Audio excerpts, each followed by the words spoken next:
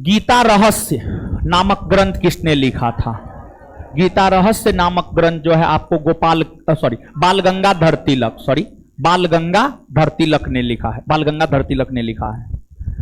और बाल गंगाधर तिलक जब मांडले जेल बर्मा में बंद थे ना, तो मांडले जेल बर्मा में बंद रहते हुए ही बाल गंगाधर तिलक ने गीता रहस्य नामक ग्रंथ लिखा। गीता रहस्य नामक ग्रंथ लिखा। अतिवादी यानी उग्रवादी व उदारवादी मतलब उदारवादी के पुनर्मिलन की प्रक्रिया में प्रमुख शिल्पी निम्न में कौन था? यानी क्वेश्चन ये कह रहा है कि जो कांग्रेस के भीतर उग्रवादी था, उदारवादी था, दोनों में मतभेद 1907 में हो गया। इसके बाद फिर से 1916 के लखनऊ अधिवेशन में दोनों एक हुआ। तो दोनों को एक करवाने में किसका महत्वपूर्ण योगदान रहा है? तो दोनों को एक करवाने में बाल गंगाधर तिलक और एनी बेसेंट का महत्वपूर्ण योगदान रहा है। तो ऑप्शन के अकॉर्डिंग अगर जाएंगे तो आंसर हो जाएगा एनी बेसेंट। 1904 में क्रांतिकारी संगठन अभिनव भारत संगठित किया गया था। कहां? महाराष्ट्र में। कहां पर? महाराष्ट्र में। हमारे ख्याल से हमको लगता है इसका आंसर आपके आंसर में जो है बी दिया हुआ है। बी दिया हुआ है ना, उसको काट लीजिए, बी को काट करके आप डी बना लीजिए। बी को काट के डी बना लीजिए। इसका आंसर गलत है। बी को काट करके आप डी बनाइए, आंसर में डी होगा। आपको क्रांतिकारी आंदोलन हम पढ़ाए हैं, आपके बैच में पूरा इतिहास पढ़ाए, समझ पर हम आपको बता देंगे। ये हमारी गलती नहीं हो, पढ़ाया गया है। अगर आपसे इतिहास से कुछ करते हैं, समझे। लॉर्ड कर्जन के शासनकाल का सबसे मूर्खतापूर्ण कार्य जिसने उग्र राष्ट्रीयता को जन्म दिया, 1905 का बंगाल विभाजन। 1905 का बंगाल विभाजन। निम्नलिखित में से किसने गाड़ी पर यह मानकर बम फेंका था कि उसमें मुजफ्फरपुर के न्यायाधीश किंग्सफोर्ड बैठे थे?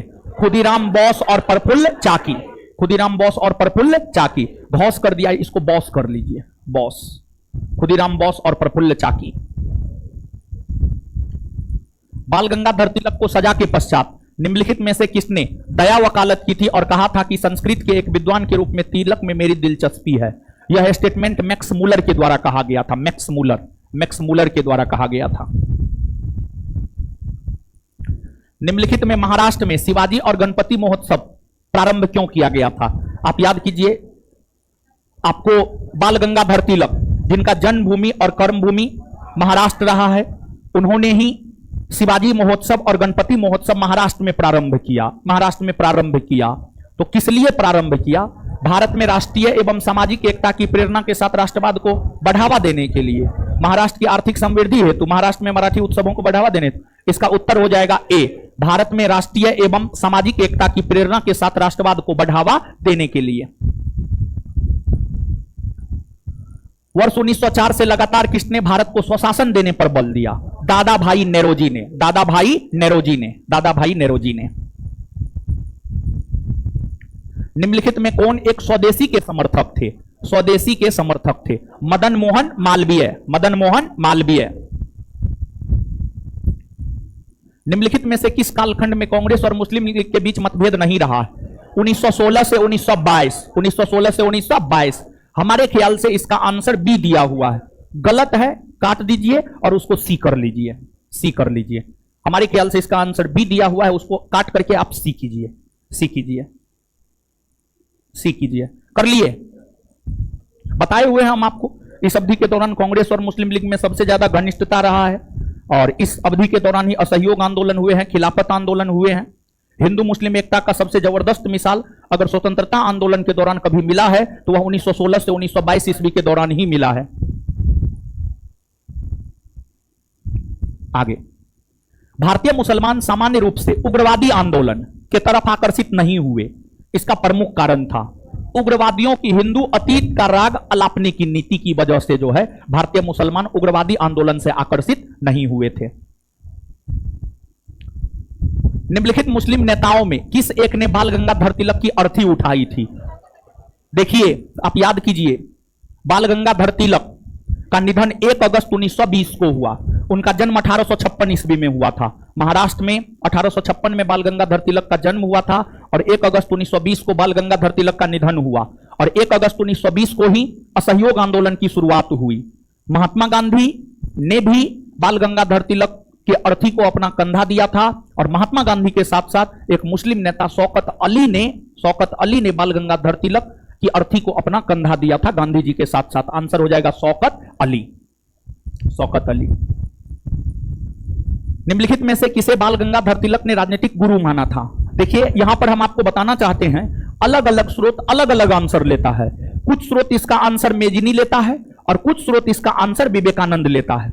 यह प्रश्न तेलंगाना पुलिस, जैसे बिहार में बिहार पुलिस का परीक्षा होता है, तेलंगाना पुलिस ने भी इस प्रश्न को पूछा है, और तेलंगाना पुलिस का परीक्षा कंडक्ट करवाने वाला बोर्ड जो है इसका आंसर स्वामी विवेकानंद माना है, और हम भी स्वामी विवेकानंद ही मान रहे हैं। अब कहिएगा हम स्वामी विवेकानंद क्यों मान रहे हैं? तो इसके पीछे भी कारण है। देखिए, जो बाल गंगाधर तिलक थे, स्वराज्य के बहुत बड़े समर्थक थे, स्वराज्य के बहुत बड़े समर्थक थे। बाल गंगाधर तिलक के ऊपर जो है स्वामी दयानंद सरस्वती का भी प्रभाव है, स्वामी दयानंद सरस्वती का भी प्रभाव है। तो बाल गंगाधर तिलक, जिनके ऊपर स्वराज्य का बहुत ज्यादा प्रभाव था, जिन्होंने यह कहा है कि स्वराज्य हमारा जन्मसिद्ध अधिकार है और हम इसे लेकर रहेंगे, वे व्यक्ति किसी विदेशी विद्वान से ज्यादा प्रभावित हो, यह थोड़ा तर्क विहीन लगता है।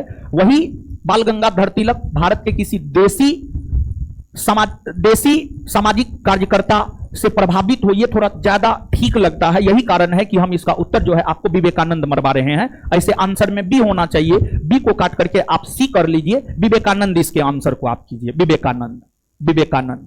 कुछ स्रोत मेजिनी मानता है, लेकिन तर्क से अगर आप सोचेंगे ना तो फिर सी होना चाहिए, एप्रोप्रिएट आंसर इसका सी होना चाहिए। तो इसके आंसर में आप बदलाव कर लेंगे और सी करेंगे आप।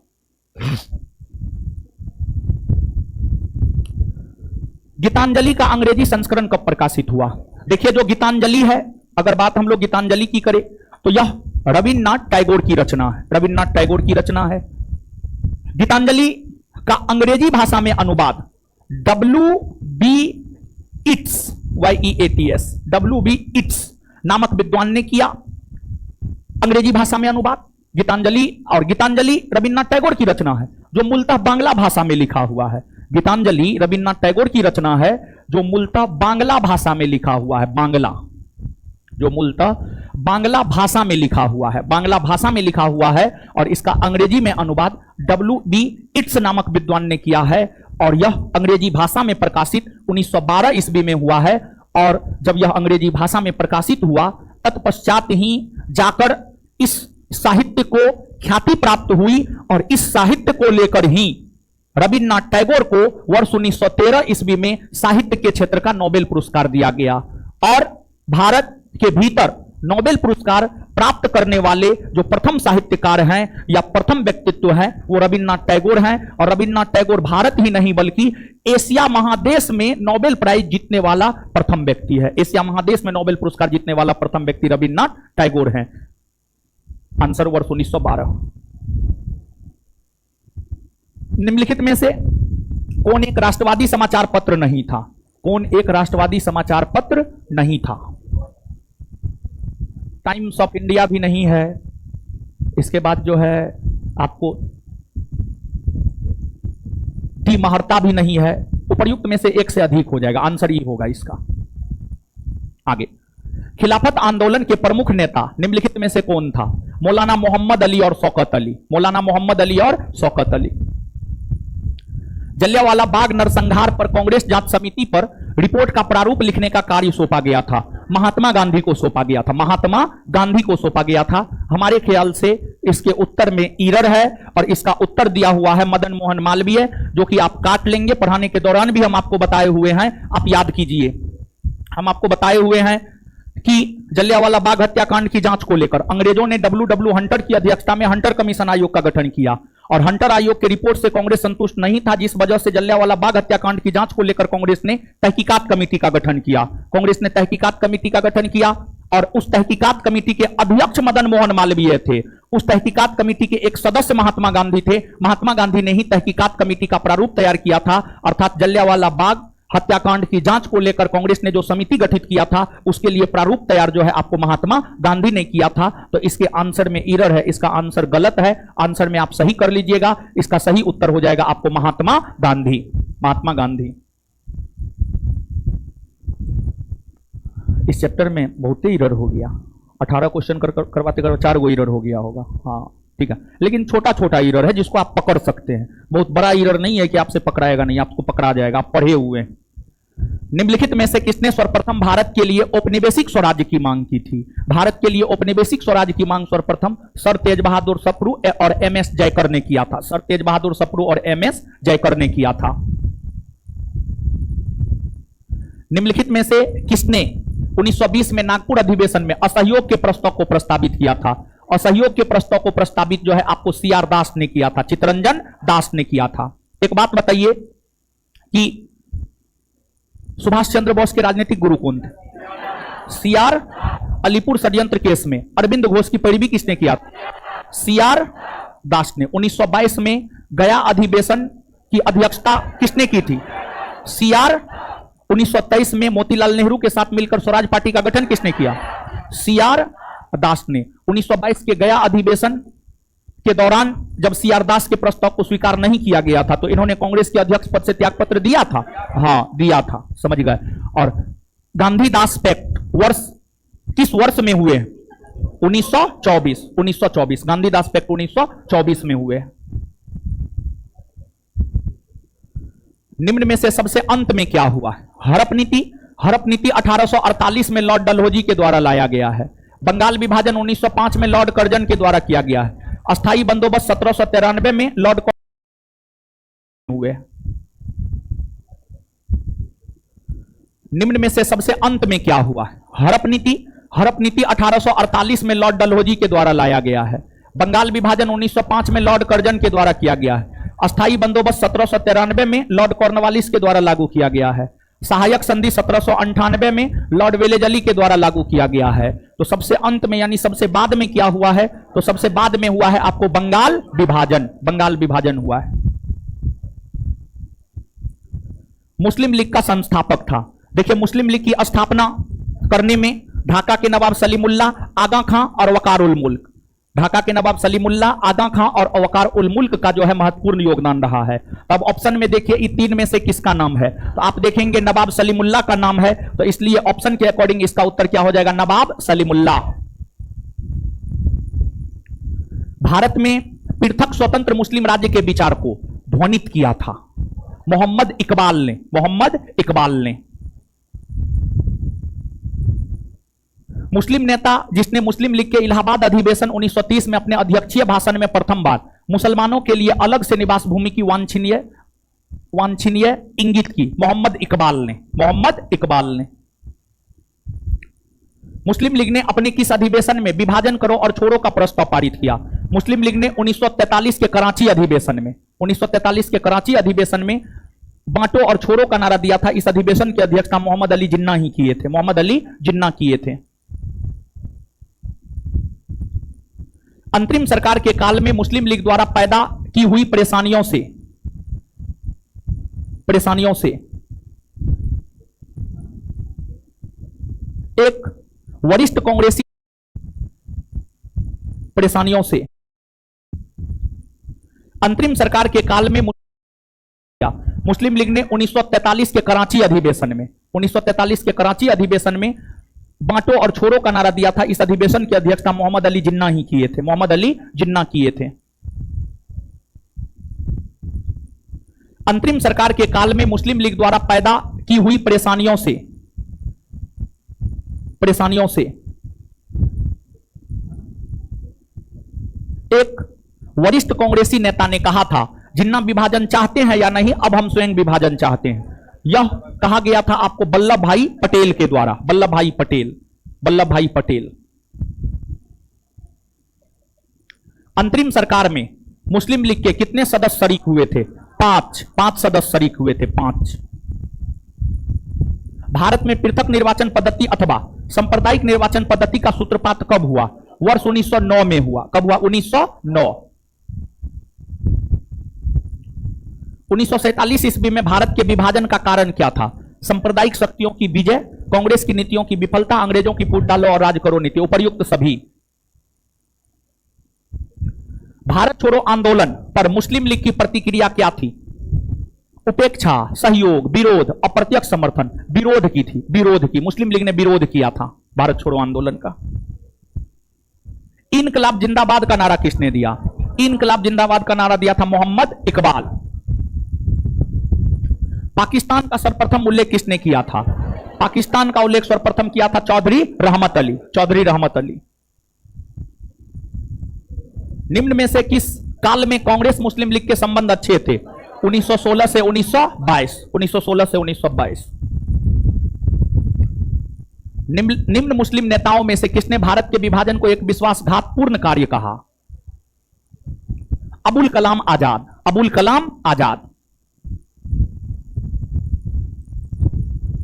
1937 ईस्वी के चुनाव में मुस्लिम बहुसंख्यक प्रांतों जैसे सिंध, पंजाब, उत्तरी पश्चिमी सीमा प्रांत में मुस्लिम लीग का चुनावी प्रदर्शन रहा बहुत खराब, बहुत खराब रहा। आप एक बात बताइए, 1937 में जो पहली बार प्रांतीय विधानसभा का चुनाव हुआ, उसमें प्रांतों की संख्या हुआ करती थी टोटल 11।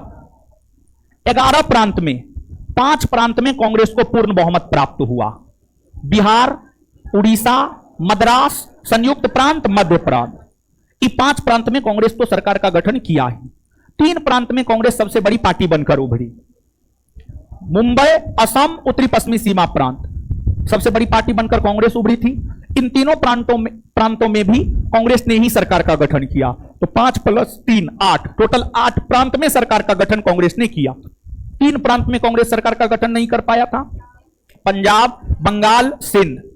पंजाब में यूनियनिस्ट पार्टी की सरकार बनी, बंगाल में कृषक प्रजा पार्टी की सरकार बनी और सिंध में मिलीजुली सरकार। 11 प्रांत में से क्या किसी भी प्रांत में मुस्लिम लीग का सरकार देखने को मिलता है? नहीं, कहीं भी मुस्लिम लीग का सरकार देखने को नहीं मिलता है। तो निश्चित तौर पर यह कहा जा सकता है कि 1937 के प्रांतीय विधानसभा चुनाव में मुस्लिम लीग का प्रदर्शन बहुत खराब रहा था। मुस्लिम लीग का प्रदर्शन बहुत खराब रहा था, बहुत अधिक खराब रहा था। समझ गए? तो यह चीज है तो बहुत खराब। आगे, भारत पाकिस्तान सीमा रेखा का नाम है रेड क्लिफ रेखा, रेड क्लिफ रेखा, रेड क्लिफ रेखा। और मैकमोहन रेखा भारत और चीन, ड्यूरन रेखा पाकिस्तान अफगानिस्तान, और एलओसी है पाक ऑक्यूपाइड कश्मीर और लद्दाख, पाक ऑक्यूपाइड कश्मीर और लद्दाख। गांधी जी की पहल पर कितना नगद शेष पाकिस्तान को दिया गया? 55 करोड़ रुपया। मुस्लिम लीग के सर्वप्रथम पृथक निर्वाचन मंडल की मांग की मुस्लिम लीग ने 1908 के अमृतसर अधिवेशन में, मुस्लिम लीग ने 1908 के अमृतसर अधिवेशन में, 1908 के अमृतसर अधिवेशन में सर्वप्रथम पृथक निर्वाचक मंडल की मांग की, सर्वप्रथम पृथक निर्वाचक मंडल की मांग की। 1906 में मुस्लिम लीग की स्थापना हुई थी कहां? ढाका में। कहां हुई थी? ढाका में, ढाका में। अखिल भारतीय मुस्लिम लीग की स्थापना किस वर्ष में हुई थी? 1906 में, 1906 में। मुस्लिम लीग का प्रथम अध्यक्ष कौन था? आगा खां। कौन था? आगा खां। 1907 में मुस्लिम लीग का अधिवेशन कहां हुआ? कहीं नहीं हुआ था, कहीं नहीं हुआ था।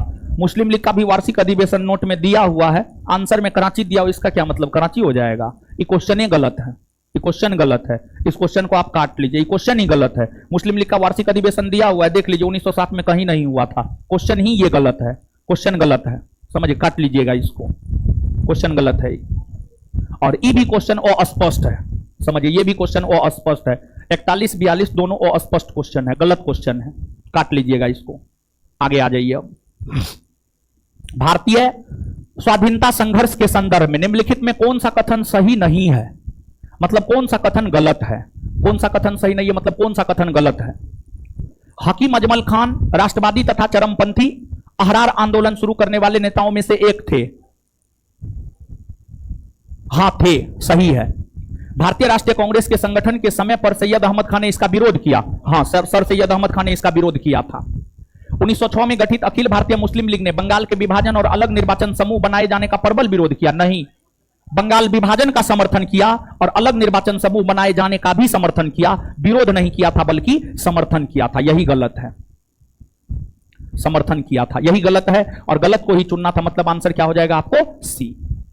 वही मौलाना बरकतुल्लाह और मौलाना अब्दुल्ला सिंधी काबुल में भारत की अंतकालीन सरकार का गठन करने वालों में से एक थे। हां, थे, सही है ये। तो गलत है सी नंबर, सी ही इसका सही उत्तर होगा, गलत को ही चुनना था।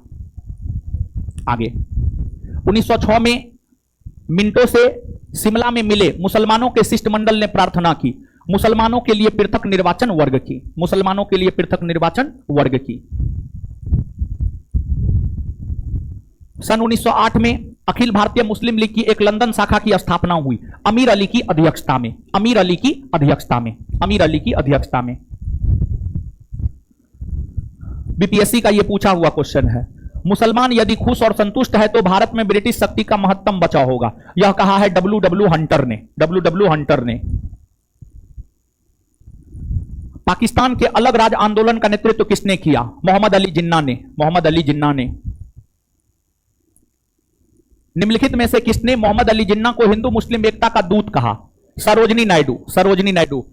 और सरोजनी नायडू मोहम्मद अली जिन्ना को हिंदू मुस्लिम एकता का दूत कहकर तब पुकारी जब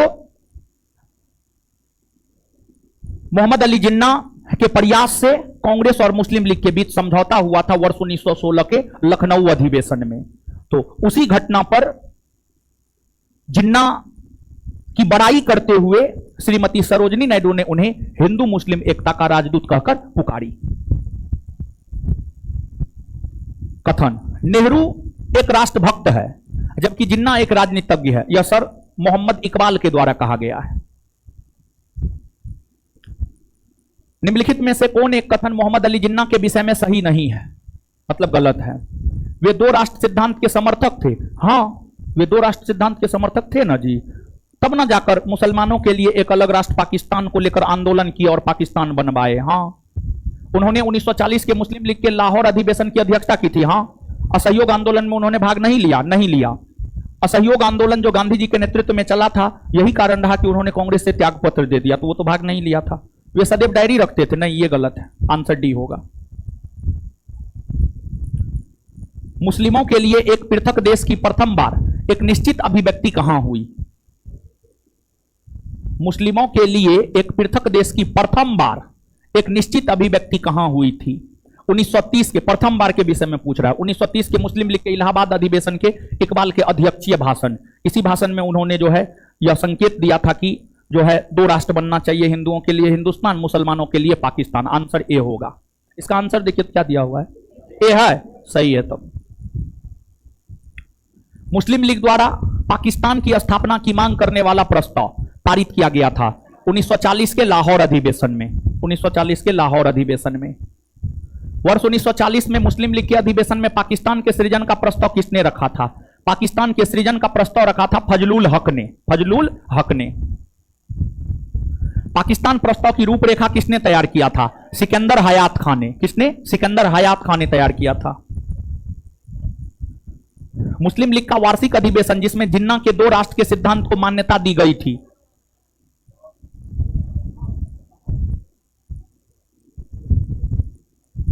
लाहौर अधिवेशन 1940, लाहौर अधिवेशन 1940। वह कौन तिथि थी जब मुस्लिम लीग ने पाकिस्तान दिवस मनाया? 23 मार्च 1943, 23 मार्च 1943। मुस्लिम लीग के लाहौर अधिवेशन 1940 की अध्यक्षता किसने की थी? मोहम्मद अली जिन्ना।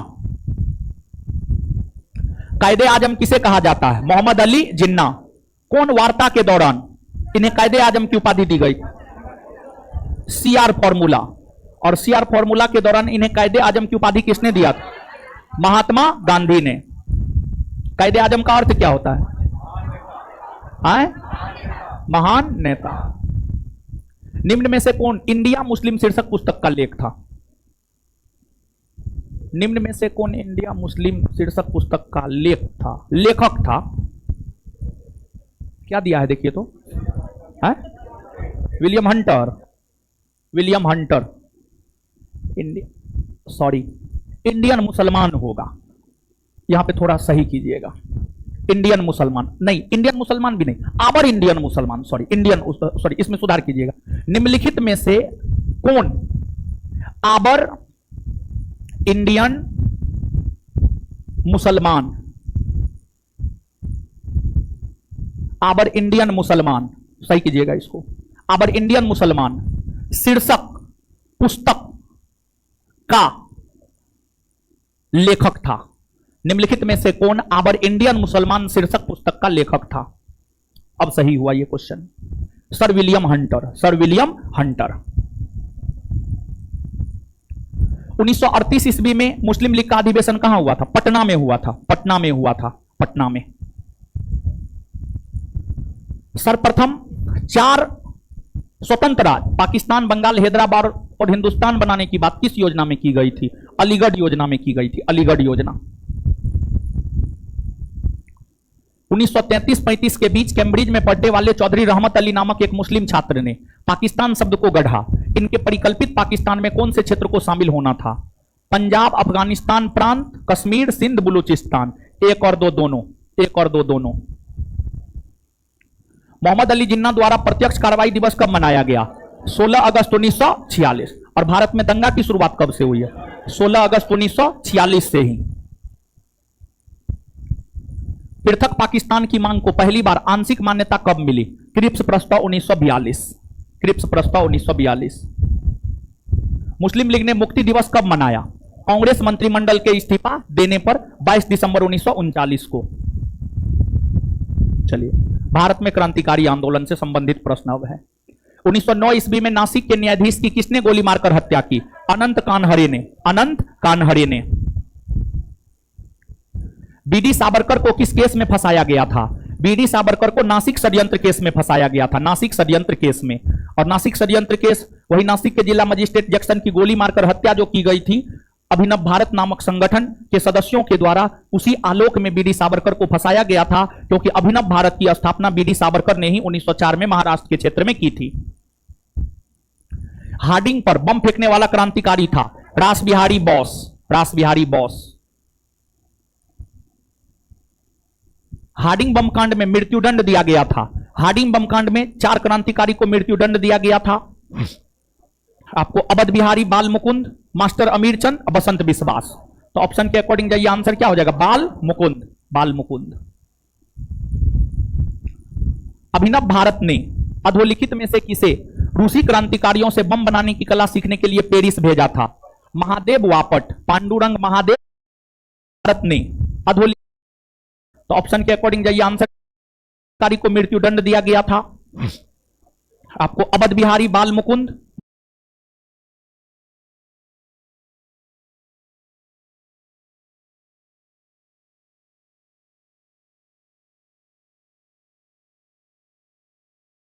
मास्टर अमीर चंद, बसंत बिस्वास। तो ऑप्शन के अकॉर्डिंग जाइए, आंसर क्या हो जाएगा? बाल मुकुंद, बाल मुकुंद। अभिनव भारत ने अधोलिखित में से किसे रूसी क्रांतिकारियों से बम बनाने की कला सीखने के लिए पेरिस भेजा था? महादेव वापट, पांडुरंग महादेव वापट। काकोरी षड्यंत्र कांड का प्रमुख अभियुक्त कौन था?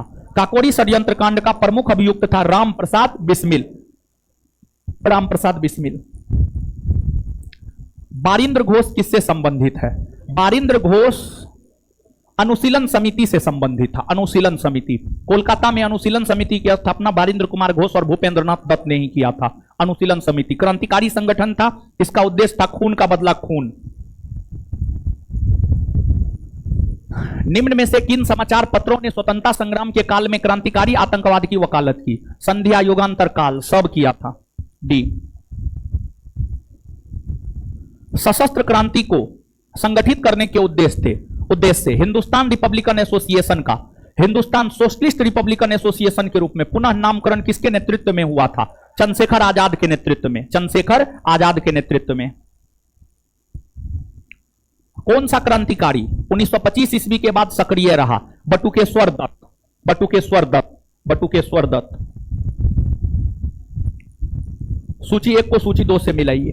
प्रफुल्ल चाकी, मुजफ्फरपुर बमकांड 1908, खुदीराम बोस के साथ मिलकर इन्होंने ही मुजफ्फर बमकांड 1908 को अंजाम दिया। सुखदेव, लाहौर षड्यंत्र केस 1929 के अंतर्गत इन्हें भगत सिंह के साथ फांसी पर लटकाया गया था। अशफाकुल्ला खां, काकोरी षड्यंत्र केस को अंजाम दिया था। गणेश घोष, सूर्यसेन के साथ मिलकर चटगांव आर्मरी रेड कांड को अंजाम दिया था। 4-1-2-3, 4-1-2-3, आंसर सी, सी। नेक्स्ट, अपने अद्वितीय साहस तथा सुयोग योद्धा के गुणों से परिपूर्ण होने के कारण किसे बाघा नाम से जाना जाता था? जतीन्द्र नाथ मुखोपाध्याय या जतीन्द्र नाथ मुखर्जी? जतीन्द्र नाथ मुखोपाध्याय या जतीन्द्र नाथ मुखर्जी? अधोलिखित में से किसने Poona plague commissioner mister Rand तथा उनके साथी लेफ्टिनेंट अयर्ट्स की हत्या की? चापेकर बंधु, बालकृष्ण चापेकर और दामोदर चापेकर। व्यायाम मंडल की स्थापना किसने की है? व्यायाम मंडल की स्थापना चापेकर बंधु ने किया है। चापेकर बंधु ने किया है। निम्न में से किसने अपने पत्र केसरी में रेंड एवं अयर्ट्स की हत्या की तुलना शिवाजी द्वारा अफजल खां की हत्या से की है? शिवाजी ने की, सॉरी, बाल गंगाधर तिलक ने। निम्न में से किसका या किस क्रांतिकारी संगठन का प्रमुख उद्देश्य खून के बदला खून था? अनुशीलन समिति। किसका? अनुशीलन समिति। भवानी मंदिर नामक पुस्तक किसके द्वारा प्रकाशित की गई थी? भवानी मंदिर, बारिंद्र कुमार घोष।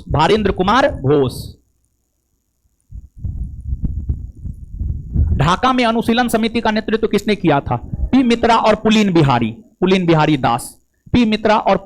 दास।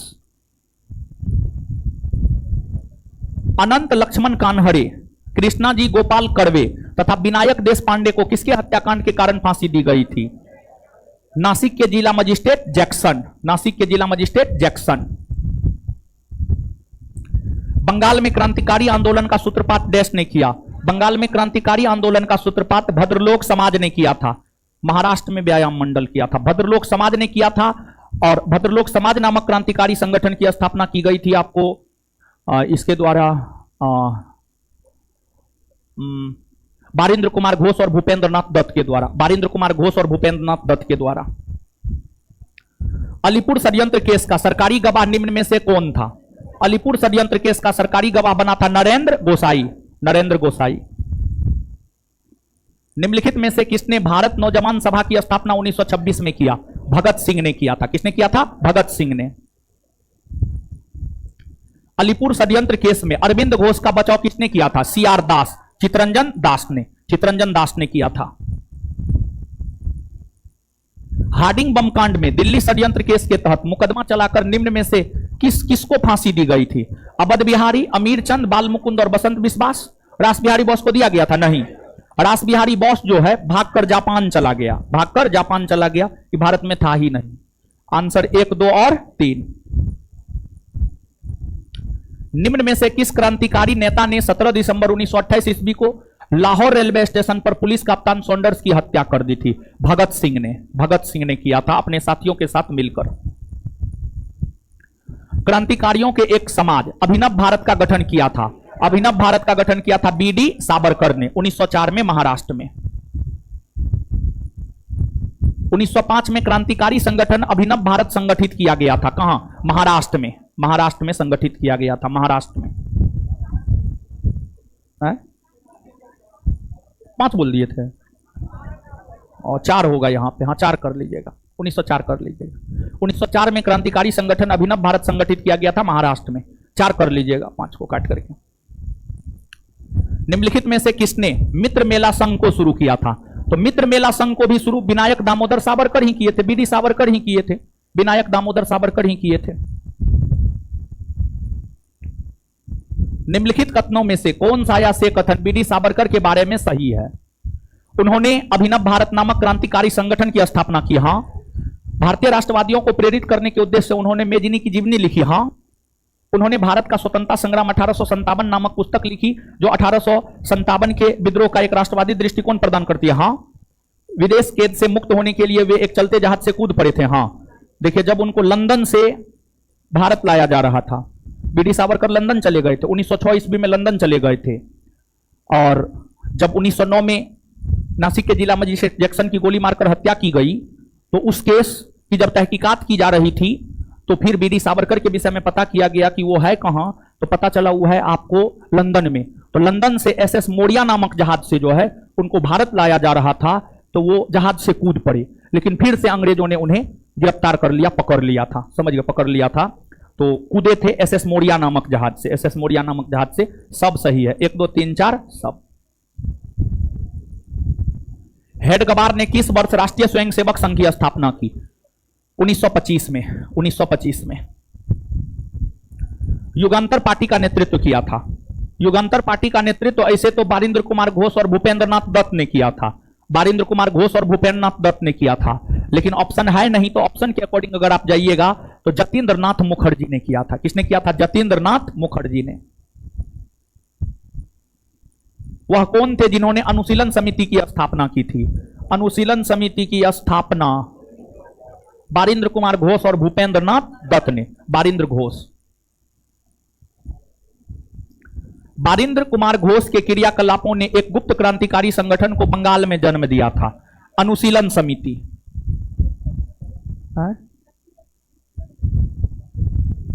क्या दिया हुआ? ये दिया हुआ। पी मित्रा भी बंगला ढाका में किया था, लेकिन मुख्य तौर पर देखिए बारिंद्र कुमार घोष हम क्यों मारे हैं, सुनिए आप। देखिए जो अनुशीलन समिति है, अनुशीलन समिति की मुख्य शाखा कोलकाता में थी। बाद बाकी इसकी अन्य शाखाएं अलग अलग स्थानों पर खोली गई थी अलग अलग लोगों के द्वारा। तो पी मित्रा जो है ढाका में स्थापित किया था और कोलकाता में बारिंद्र कुमार घोष स्थापित किया था। इसका आंसर ए और बी दोनों हो सकता है, क्योंकि यहां पर कुछ भी स्पष्ट नहीं किया है कि ढाका या कोलकाता, कुछ भी स्पष्ट नहीं किया है, तो इसलिए इसका आंसर ए और बी दोनों हो सकता है। ए और बी दोनों हो सकता है, क्योंकि यहां पर कुछ भी स्पष्ट, तो पी मित्रा की मुख्य शाखा कोलकाता में थी। बाद बाकी इसकी अन्य शाखाएं अलग अलग स्थानों पर खोली गई थी अलग अलग लोग। पी मित्रा भी बंगला ढाका में किया था, लेकिन मुख्य तौर पर देखिए बारिंद्र कुमार घोष हम क्यों मारे हैं, सुनिए आप। देखिए जो अनुशीलन समिति है, अनुशीलन समिति की मुख्य शाखा कोलकाता में थी।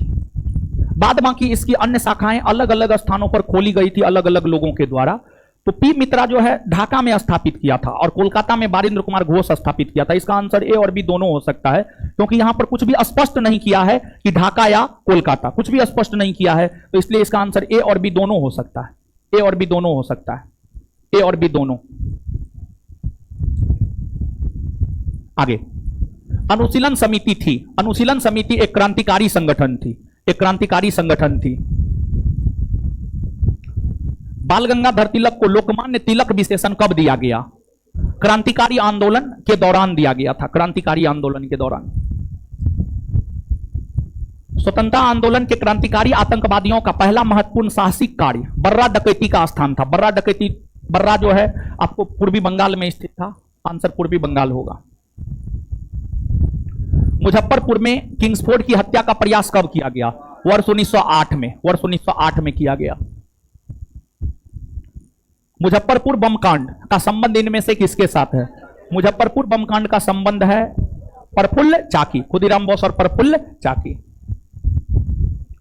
किस वर्ष हिंदुस्तान रिपब्लिकन एसोसिएशन की स्थापना हुई? हिंदुस्तान रिपब्लिकन एसोसिएशन की स्थापना हुई 1924 में। 1924 में हिंदुस्तान रिपब्लिकन संगठन की स्थापना की गई थी कानपुर में। कानपुर में की गई थी। कानपुर में। कानपुर में।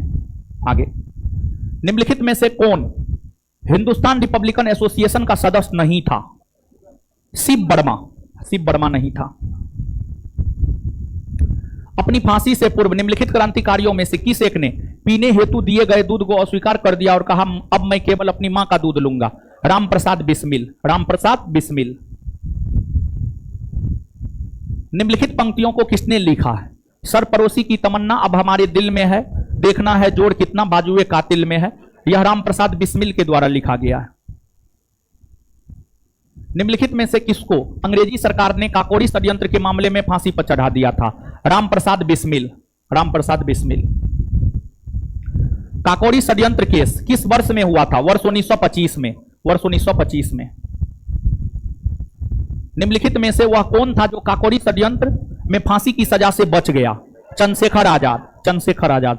चंद्रशेखर आजाद काकोरी षड्यंत्र केस में भी शामिल था और लाहौर षड्यंत्र केस में भी शामिल था, यानी ट्रेन लूटने में भी वो पार्टिसिपेट किया था और सॉन्डर्स की हत्याकांड में भी वो पार्टिसिपेट किया था।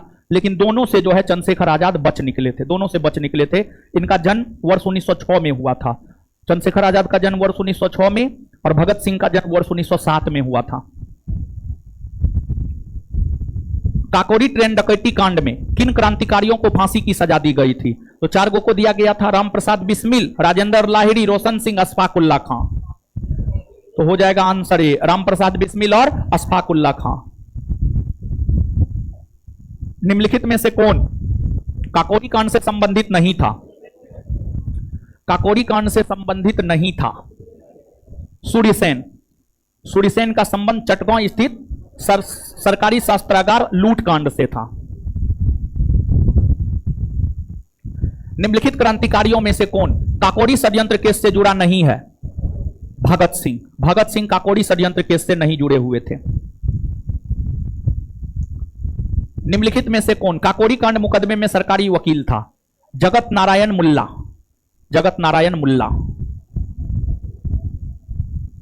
निम्नलिखित में से किसने गाड़ी पर यह मानकर बम फेंका था कि उसमें मुजफ्फरपुर के न्यायाधीश किंग्सफोर्ड बैठे थे? खुदीराम बोस और प्रफुल्ल चाकी। खुदीराम बोस और प्रफुल्ल चाकी। निम्नलिखित में से कौन पहले एक क्रांतिकारी थे जो बाद में एक योगी और दार्शनिक बन गए? अरविंद घोष। अरविंद घोष। अरविंद घोष जब जेल गए थे ना, जेल में इन्हें काफी प्रताड़ित किया गया था और इसी के बाद जो है ये क्रांतिकारी से दार्शनिक बन गए, समझ गए, और पुडुचेरी चले गए। वहां पर एक आश्रम बना लिए, ओरेबिले आश्रम, और वहीं पर रह करके जो है दार्शनिक बन करके अपनी विचारधारा को आगे बढ़ाने का काम जो है श्री अरविंद घोष करने लगे। लेकिन एक दार्शनिक के तौर पर भी उन्होंने भारत के सैकड़ों युवाओं का मार्गदर्शन किया और दार्शनिक होते हुए भी उन्होंने भारत में क्रांतिकारी विचारधारा को सिलसिलेवार ढंग से अपनी रचना के माध्यम से प्रचारित और प्रसारित करने का काम अरविंद घोष ने किया था। और अरविंद घोष ही है जो अलीपुर षड्यंत्र केस में जेल से निकल करके जब आए थे तो इन्होंने क्रांतिकारियों को प्रेरित करने को लेकर यह कहा कि जेल में हमें भगवान कृष्ण का दर्शन हुआ। जेल में हमें भगवान कृष्ण का दर्शन हुआ। अपना जेल में इतना प्रताड़ित हुआ बेचारा कि क्रांतिकारी से योगी और दार्शनिक बन गया, और दूसरे को कहा कि जेल में हमें कृष्ण का दर्शन हुआ, इसलिए भारत के क्रांतिकारी जेल जाने से डरे नहीं। समझ गए? निम्नलिखित में किस कृत्य के कारण भगत सिंह, राजगुरु और सुखदेव को 23 मार्च पार्च कर दिया? 23 मार्च 1931 में फांसी दी गई थी। वर्ष 1928 में लाहौर में सॉन्डर्स की हत्या के कारण। वर्ष 1928 में लाहौर में सॉन्डर्स की हत्या के कारण। हाँ, वही होगा उत्तर। ठीक है। काकोरी ट्रेन डकैती कांड के नायक थे Ramprasad Bismil. Ramprasad Bismil. Hindustan Socialist Republican association गठित की गई थी। इसकी स्थापना की गई थी आपको चंद्रशेखर आजाद। चंद्रशेखर आजाद। देखिए यहां पे गौर कीजिएगा, इस संगठन की स्थापना में चंद्रशेखर आजाद, भगत सिंह दोनों का योगदान है। दोनों का योगदान है। लेकिन अगर ऑप्शन में दोनों हो तो इस कंडीशन में आप चंद्रशेखर आजाद को मारिएगा। अगर चंद्रशेखर आजाद ऑप्शन में ना हो तब भगत सिंह को मारिएगा। अब कहिएगा कि दोनों होने पर चंद्रशेखर आजाद को क्यों मारेंगे? दोनों होने पर चंद्रशेखर आजाद को इसलिए मारना है क्योंकि जो हिंदुस्तान सोशलिस्ट रिपब्लिकन एसोसिएशन है, यह पहले हिंदुस्तान रिपब्लिकन एसोसिएशन हुआ करता था। हिंदुस्तान रिपब्लिकन एसोसिएशन की स्थापना में भी चंद्रशेखर आजाद था, और जब हिंदुस्तान रिपब्लिकन एसोसिएशन की स्थापना में चंद्रशेखर आजाद था तो इससे ये जुड़े हुए थे, और यही संगठन बाद में जाकर हिंदुस्तान सोशलिस्ट रिपब्लिकन एसोसिएशन बना, और इसमें भी उनका योगदान था। जबकि भगत सिंह इससे नहीं जुड़े हुए थे, भगत सिंह सीधा इससे जुड़े। तो यही कारण है कि अगर ऑप्शन में दोनों हो तो मारना है आपको चंद्रशेखर आजाद को। भगत सिंह ने सेंट्रल असेंबली में बम फेंका था। भगत सिंह सेंट्रल असेंबली में बम बटुकेश्वर दत्त के साथ मिलकर फेंका था। बटुकेश्वर दत्त के साथ मिलकर फेंका था। हिंदुस्तान सोशलिस्ट रिपब्लिकन आर्मी की स्थापना कब हुई? इसकी स्थापना हुई वर्ष 1928 में दिल्ली के फिरोजशाह कोटला मैदान में। वर्ष 1928 में दिल्ली के फिरोजशाह कोटला मैदान में। निम्नलिखित में से किसने बाहरी ब्रिटिश सरकार को सुनाने हेतु केंद्रीय विधानसभा में 8 अप्रैल 1929 को बम फेंका? भगत सिंह और बटुकेश्वर दत्त। भगत सिंह और बटुकेश्वर दत्त। आंसर 1 और 4। हिंदुस्तान सोशलिस्ट रिपब्लिकन एसोसिएशन के संस्थापक नेताओं में से एक थे। देखिए यहां पर ऑप्शन में चंद्रशेखर आजाद नहीं है, इसलिए ऑप्शन के अकॉर्डिंग क्या हो जाएगा? भगत सिंह। अगर भगत सिंह चंद्रशेखर आजाद दोनों ऑप्शन में होता तब क्या हो जाता? चंद्रशेखर आजाद। किसने सचिंद्र सान्याल द्वारा स्थापित हिंदुस्तान रिपब्लिकन एसोसिएशन का नाम बदलकर हिंदुस्तान सोशलिस्ट रिपब्लिकन एसोसिएशन कर दिया? चंद्रशेखर आजाद। चंद्रशेखर आजाद ने।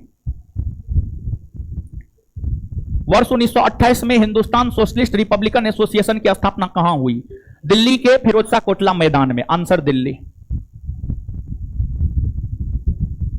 क्रांतिकारी चंद्रशेखर आजाद को अंग्रेजों ने कैसे मार डाला था? मुठभेड़ में 27 फरवरी 1931 को इलाहाबाद के अल्फ्रेड पार्क में पुलिस मुठभेड़ में चंद्रशेखर आजाद जो है आपको मारे गए थे। और चंद्रशेखर आजाद हमेशा आजाद रहे, नाम आजाद था, हमेशा आजाद रहे। और आपको जानकर आश्चर्य होगा कि उनको पकड़ने के लिए 8-10 लोग को अंग्रेजों ने नौकरी पे रखा था कि चंद्रशेखर आजाद को जिंदा या मुर्दा पकड़ के दीजिए, लेकिन फिर भी कभी भी अंग्रेजों के हत्थे नहीं चढ़े। इनका एक बड़ी प्रिय मित्र हुआ करता था वीरभद्र तिवारी। वीरभद्र तिवारी कुछ पैसा के लोभ में चंद्रशेखर आजाद को लेकर मुखबिरी कर दिया और चंद्रशेखर आजाद इलाहाबाद के अल्फ्रेड पार्क में है, यह सूचना वीरभद्र तिवारी ने ही अंग्रेजों को दिया। और फिर अंग्रेज इलाहाबाद के अल्फ्रेड पार्क पहुंचा और फिर अंग्रेज और चंद्रशेखर आजाद के बीच मुठभेड़ हुआ 27 फरवरी 1931 को। और उस मुठभेड़ में ही जब अंतिम गोली बचा तो चंद्रशेखर आजाद जो है स्वयं मार लिए और फिर शहीद हो गए। प्रसिद्ध नारा इनकलाब जिंदाबाद किसने दिया था? देखिए, ऐसे तो इनकलाब जिंदाबाद का नारा है मोहम्मद इकबाल का, लेकिन ऑप्शन के अकॉर्डिंग जाएंगे तो सरदार भगत सिंह भी हो जाएगा। जब केंद्रीय असेंबली में बम फेंके थे ना, तो केंद्रीय असेंबली में खाली बेंच पर बम फेंकने के बाद भगत सिंह ने इनकलाब जिंदाबाद का नारा लगाया था। ऐसे मोहम्मद इकबाल होगा, लेकिन बहुत सारे प्रश्न ऐसे होते हैं कि ऑप्शन के अकॉर्डिंग आपको जाना है। यहां पर जब आप ऑप्शन के अकॉर्डिंग जाएंगे तो भगत सिंह इसका उत्तर हो जाएगा। क्या हो जाएगा? भगत सिंह।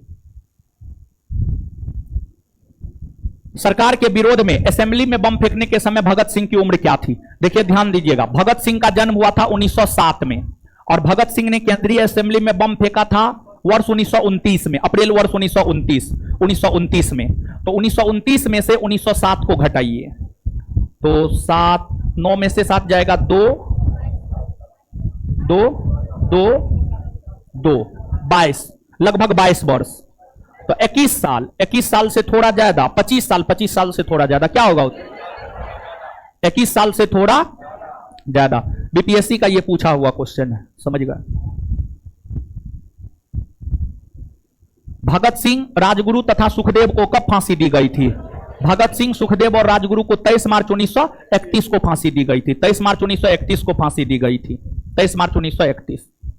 भगत सिंह का स्मारक कहां स्थित है? भगत सिंह का स्मारक है फिरोजपुर में। कहां है? फिरोजपुर में। और इनका जन्म हुआ था बंगा नामक गांव में, बंगा जो कि वर्तमान में पाकिस्तान में पड़ता है, वर्तमान में पाकिस्तान में पड़ता है। और इनका स्मारक है फिरोजपुर में। लाहौर षड्यंत्र कांड में निम्नलिखित में से किस क्रांतिकारी को फांसी नहीं हुई थी? बटुकेश्वर दत्त को। बटुकेश्वर दत्त को। सुखदेव, भगत सिंह, राजगुरु को फांसी हुई थी, बटुकेश्वर दत्त को नहीं हुई थी। भगत सिंह, सुखदेव और राजगुरु को किस वाद में फांसी की सजा सुनाई गई थी? लाहौर षड्यंत्र केस। इसमें लाहौर षड्यंत्र केस। लाहौर षड्यंत्र केस में फांसी की सजा सुनाई गई थी। आगे, लाहौर षड्यंत्र मामले की परिणति किसकी फांसी में हुई? भगत सिंह, सुखदेव और राजगुरु। 3, 4 और 5। 3, 4 और 5। भारतीय स्वतंत्रता के लिए फांसी पाने वाले प्रथम रिकॉर्डेड मुस्लिम का नाम? अशफाकुल्ला खां। अशफाकुल्ला खां। ठीक है, कितना क्वेश्चन है जी? 196। इससे आगे अगले क्लास में करवाएंगे। अब चलिए, अब सुनिए, इसके आगे जो है स्वतंत्रता के बाद की घटनाओं से अवगत करवाएंगे और फिर अगले क्लास में इससे आगे हम आपको क्वेश्चन करवा देंगे। समझ गए? और अगले क्लास में खत्म हो जाएगा। अगले क्लास में तो ये चैप्टर खत्म हो ही जाएगा, इस चैप्टर के साथ साथ जो है गांधी युग भी शुरू हो जाएगा। ठीक है, अब सुनिए, हो देखिए, अभी जो है आपको डेली टेस्ट सीरीज जो चलता था 12 से 2:30 के बीच में, वो 24 सितंबर तक नहीं होगा। 24 सितंबर तक जो है आपको नहीं होगा, यानी बिहार पुलिस परीक्षा तक नहीं होगा। और इसके बाद फिर से 24 सितंबर से डेली टेस्ट सीरीज होगा। सिर्फ दोपहर में डेली टेस्ट सीरीज नहीं हो रहा है, शाम में होगा। समझ गए? शाम में होगा। और साथ ही साथ जो है बिहार पुलिस परीक्षा तक बिट्टू से डेली टेस्ट सीरीज नहीं ले रहे हैं, लेकिन हम ले रहे हैं। और डेली टेस्ट सीरीज अभी सिर्फ और सिर्फ जो है आपको शाम में होगा। तो डेली टेस्ट सीरीज में जो है आपको 2 परिवर्तन मिलेंगे। एक परिवर्तन, और ये 2 परिवर्तन मुख्यतः 24 सितंबर तक मिलेगा। 24 सितंबर तक डेली टेस्ट सीरीज में एक परिवर्तन आपको यह मिलेगा कि यह टेस्ट सिर्फ और सिर्फ शाम में होगा, दोपहर में नहीं होगा। सिर्फ और सिर्फ शाम में 7 से 9:30 के बीच होगा। ये ऑनलाइन और ऑफलाइन दोनों मोड में होगा, ऑनलाइन और ऑफलाइन दोनों मोड में होगा। पहली बात यह है, ठीक है, 24 सितंबर तक। उसके बाद सुबह शाम दोनों हो जाएगा। उसके बाद फिर से जैसे चलता था वैसे ही हो जाएगा। और दूसरा परिवर्तन आपको ये मिलेगा कि 24 सितंबर तक बिट्टू सर टेस्ट नहीं लेंगे, सिर्फ हम टेस्ट लेंगे। और सप्ताह में 5 दिन के बदला 3 दिन टेस्ट होगा। सप्ताह में 5 दिन के बदला 3 दिन टेस्ट होगा। और जो 3 दिन टेस्ट होगा सोमवार, बुधवार और शनिवार, सोमवार, बुधवार और शनिवार, ठीक है। तो ये 2 परिवर्तन जो है आपको डेली टेस्ट में फिलहाल 24 सितंबर तक देखने को मिलेगा। ये बात समझ गए? तो ये हो गया। और इसके बाद जो है आपको आगे रक्षाबंधन है, तो रक्षाबंधन में आपका संस्थान बंद भी रहेगा, 2 दिन बंद रहेगा, ठीक है, 2 दिन बंद रहेगा। आपको 30 और 31 को बंद रहेगा। और दूसरी बात यह है कि बंद रहेगा, लेकिन आपको जो है फिर 1 तारीख से ऑनवर्ड चलने लगेगा। लेकिन जो है एप्लीकेशन पर उस दौरान बिहार पुलिस का क्लास चलेगा। तो बिहार पुलिस के क्लास के दौरान जो है बिहार पुलिस बैच में पॉलिटी 15 अगस्त को जहां तक पढ़ाए हुए हैं, क्वेश्चन नंबर 156 तक पढ़ाए हुए हैं। और आप लोग को भी हम बोले थे कि आप लोग क्लास कीजिएगा, बोले थे या नहीं बोले? बोले थे ना, बोले थे कीजिएगा। कितने लोग किए थे? मम्मी कसम, कितने लोग किए थे? मम्मी कसम किए थे। चलिए ठीक है, बहुत बढ़िया, आप लोग किए थे। तो ये 30 और 31 को रक्षाबंधन के शुभ अवसर पर जो आपका क्लास बंद रहेगा, उसमें पॉलिटी का क्लास क्वेश्चन नंबर 157 से चलेगा। और इस बार तो 2 दिन के समय में खत्म कर ही देंगे, क्योंकि बिट्टू सर हमको नहीं लगता है क्लास लेंगे। तो इस 2 दिन में जो है आपको खत्म हो जाएगा पॉलिटी। तो आपका क्लास भले ही बंद हो, क्लास जो है एप्लीकेशन पर पॉलिटी का चलेगा, वो फ्री रहेगा। और क्लास को लेकर सूचना टेलीग्राम पर जाएगा। टेलीग्राम पे सूचना क्या जाएगा? 10 बजे से शुरू होगा। 10 बजे से शुरू होगा, 10 बजे से लेकर 3, साढ़े 3 घंटा, 4 घंटा तक, यानी 2 ढाई बजे तक चलेगा। और दूसरा सेशन शाम में 5, सवा 5 या साढ़े 5 बजे से लेकर 8:30 या 9 बजे तक चलेगा। जैसे 14 अगस्त, 15 अगस्त को चला था, कुछ याद है? लगभग 10, सवा 10, साढ़े 10 बजे शुरू होता था, 2 ढाई बजे तक चला। और फिर शाम में 5, साढ़े 5 बजे शुरू होता था, 8, साढ़े 8 बजे तक चलता था। चला था 2 दिन जी। वैसे ही चलेगा 30 और 31 तारीख को। 30 और 31 तारीख को भी वैसे ही चलेगा। और इस 2 दिन में पॉलिटी बिहार पुलिस बैच में खत्म हो जाएगा। और आपका भी क्वेश्चन आंसर के थ्रू जो है रिवीजन हो जाएगा, ठीक है। तो उसको आप कर लीजिएगा, समझिए, उसको आप कर लीजिएगा। एक ये हो गया। और अगर मान लिया जाए खत्म हो जाता है, तब क्वेश्चन आंसर के थ्रू बिहार पुलिस बैच में इतिहास भी करवाएंगे। क्वेश्चन आंसर के थ्रू बिहार पुलिस बैच में इतिहास भी करवाएंगे, तो फिर आप इतिहास भी कर लीजिएगा, समझिएगा। यानी 30 और 31 को बिहार पुलिस बैच में क्वेश्चन आंसर के थ्रू जो भी करवाएंगे उसको आपको करना है। कुल मिलाकर के ये बोल रहे हैं, पॉलिटी तो पूरा करना ही करना है। पॉलिटी पूरा का पूरा जो है आपको करना है। और जब आप आएंगे तो शुक्रवार को हम आपसे पॉलिटी से क्वेश्चन पूछेंगे। जैसे एक रोज फिजिक्स का होमवर्क दिए थे, फिजिक्स का होमवर्क देकर के पूछे ना जी 4 चैप्टर।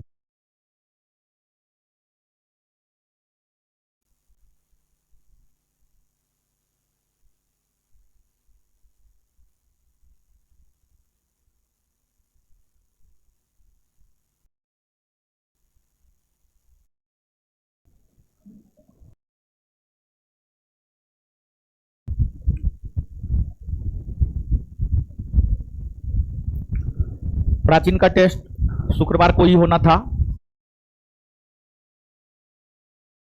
मुकदमा देखिए, लाहौर मुकदमा 2 है। एक लाहौर मुकदमा 1915-16 और एगो 1929-30, समझिए 1929-30। तो एगो लाहौर मुकदमा है 1915-16 और एगो है 1929-30। तो यहां पर जो आंसर होगा उसके अकॉर्डिंग लाहौर मुकदमा हम लोगों को लेकर चलना है 1915-16। देखिए, भारत में जो रास बिहारी बोस तथा अन्य कई सारे क्रांतिकारी थे, उन क्रांतिकारियों के द्वारा गुप्त तरीका से घटनाओं को अंजाम दे दिया जाना और फिर छुप जाना। तो भारत के क्रांतिकारी जो गुप्त तरीका से घटना को अंजाम दे देते थे और फिर छुप जाते थे, उसी को लेकर जो मुकदमा रास बिहारी बोस तथा गुप्त क्रांतिकारियों के ऊपर चलाया गया, उसी को लाहौर मुकदमा कहते हैं। इसके बाद काकोरी मुकदमा का संबंध है 1925 ईस्वी से। काकोरी मुकदमा का संबंध 1925 ईस्वी से है। देखिए, अंग्रेजी सरकार का खजाना सहारनपुर से लखनऊ जा रहा था। अंग्रेजी सरकार का खजाना जो है सहारनपुर से लखनऊ जा रहा था। तो जो सहारनपुर से लखनऊ जा रहा था, तो उसी बीच में काकोरी नामक स्टेशन पर जो है अंग्रेजी सरकार के खजाना को लूट लिया गया। और इसी संदर्भ में जो मुकदमा चलाया गया है उसी को काकोरी मुकदमा कहा जाता है 1925।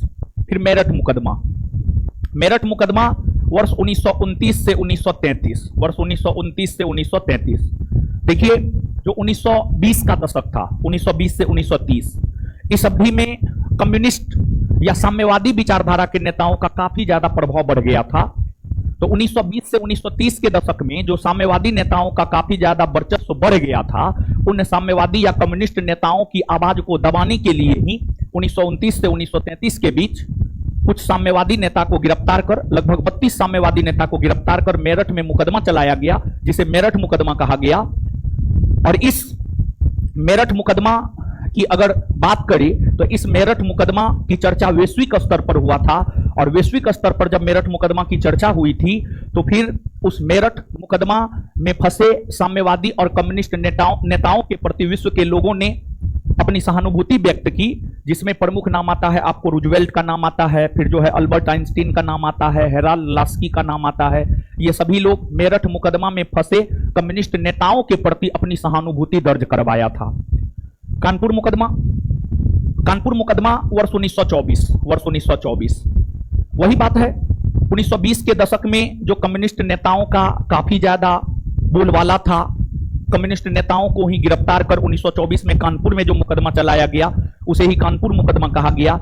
इसमें मुजफ्फर अहमद हो गया, ऐसे डांगे हो गया, नलिनी गुप्ता हो गया, ये सभी कानपुर मुकदमा से ही संबंधित है।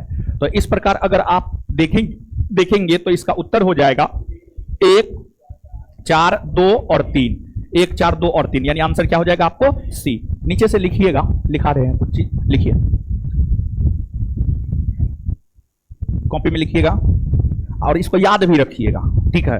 सिर्फ लिखना ना है, लिखने के साथ साथ याद भी रखना। लिखिएगा 1920 के दशक में 1920 1920 1920 1920 के दशक में 1920 के दशक में भारत में 1920 के दशक में भारत में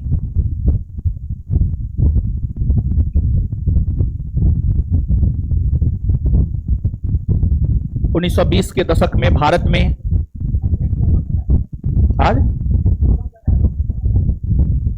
सुरवेश रिकॉर्डिंग नहीं मारा है।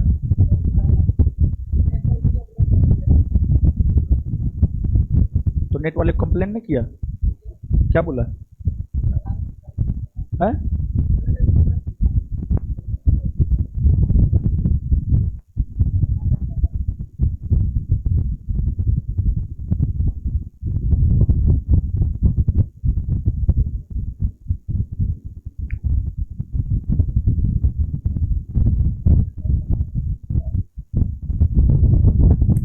लिखिए 1920 के दशक में, देखो ऑनलाइन वाला को देखो, छुटवो किया है, क्या हुआ?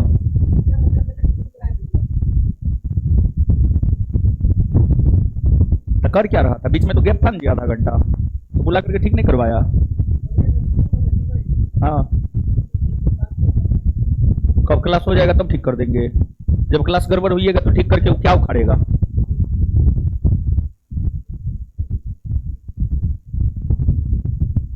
यहां से गड़बड़ नहीं ना है।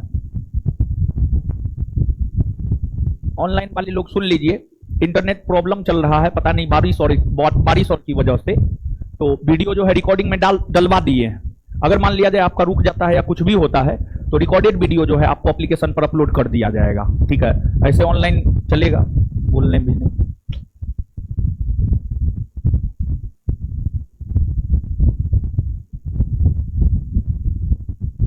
किसका नेट है यहाँ पे?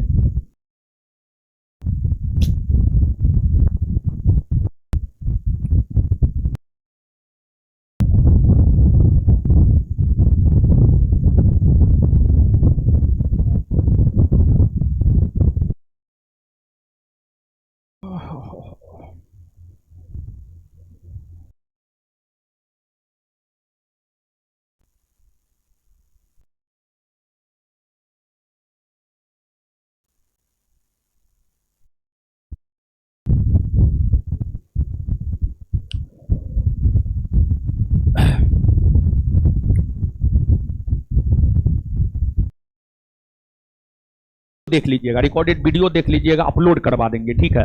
बारिश की वजह से कुछ प्रॉब्लम हुआ है और जो है नेट वाला 10 बजे ऑफिस ही खोलता है, तो जो है ठीक नहीं कर पाया है, सुबह से ही गड़बड़ है।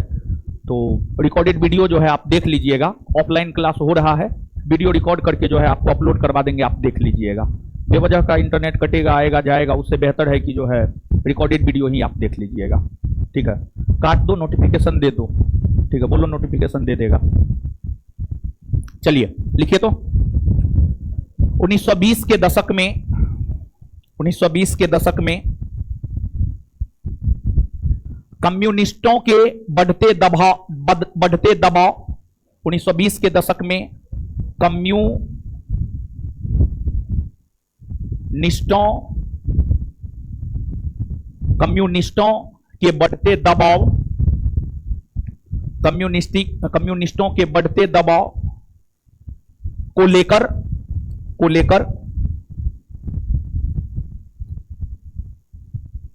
कम्युनिस्ट नेताओं को गिरफ्तार कर कम्युनिस्ट नेताओं को गिरफ्तार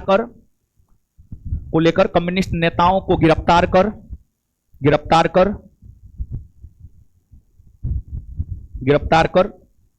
कई सारे मुकदमे चलाए गए। ऑनलाइन काट दो जब वो ये नहीं है तो आकर के क्या करेगा, वो सुबह से नहीं आया है।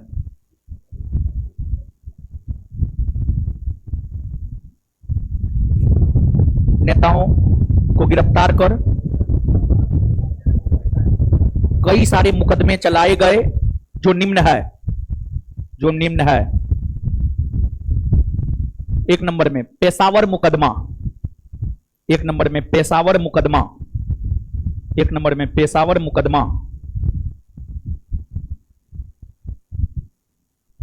कॉस्ट में 1922-23।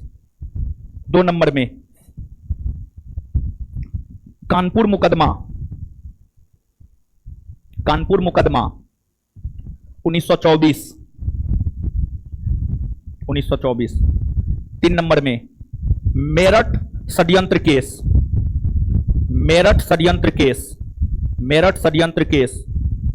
1929 से 33।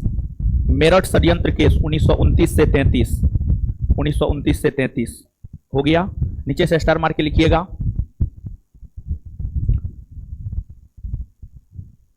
मेरठ षड्यंत्र केस की चर्चा वैश्विक स्तर पर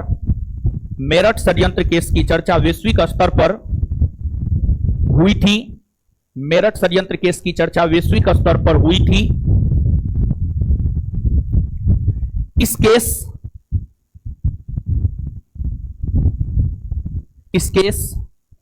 के अभियुक्तों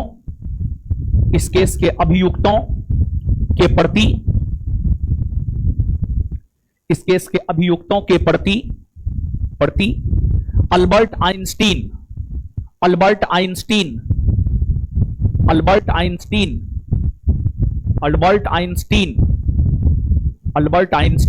coma Roosevelt Albert Einstein comma Roosevelt comma Harold Laski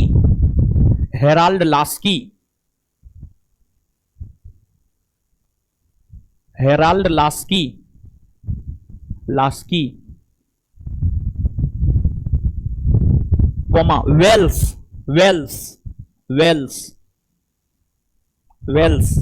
Wales. इस केस के अभियुक्तों के प्रति Albert Einstein, Roosevelt, Harold Laski, Wells जैसे विद्वानों ने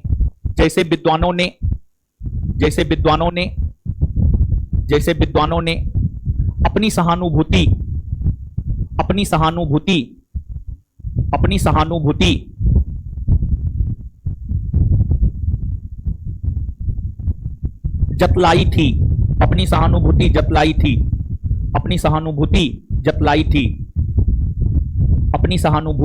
जतलाई थी। Full stop. इस केस में ही